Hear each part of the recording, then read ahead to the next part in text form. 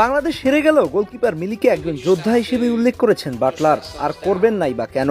এই মেয়েটা যে একাই লড়াই করে গেছে পুরো কোরিয়ার বিপক্ষে। কিন্তু আসলেই কি আমরা এশিয়া কাপের জন্য যথাযথ প্রস্তুতি নিতে পেরেছিলাম? এশিয়ান কাপের মতো গুরুত্বপূর্ণ আসরে খেলতে যাওয়ার আগে বাংলাদেশ কোনো আন্তর্জাতিক দলের সাথে প্রীতি ম্যাচ খেলেনি। ভাবা যায়, বাফুফের সভাপতি গণমাধ্যমকে বলেছেন তিনি সবকিছুর ব্যবস্থা করে রেখেছিলেন, কিন্তু বাকিরা কাজ আগায়নি।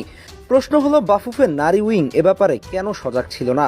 কয়েক মাস আগে সংবাদ মাধ্যমের সঙ্গে কথা বলতে গিয়ে নারী উইং চেয়ারম্যান মাহফুজা আক্তার কিরণ জানিয়েছিলেন বাংলাদেশ এশিয়া কাপে যাওয়ার আগে খেলবে 6টি আন্তর্জাতিক ম্যাচ। প্রশিক্ষণ ক্যাম্প হবে জাপানে এবং অস্ট্রেলিয়ায়। এশিয়ান কাপে খেলতে যাওয়ার পথে নিউজিল্যান্ড না হলে মালয়েশিয়া, সিঙ্গাপুর বা হংকং এর মতো দলের সঙ্গে খেলবে বাংলাদেশ। কিন্তু কি পেল বাংলাদেশের মেয়েরা?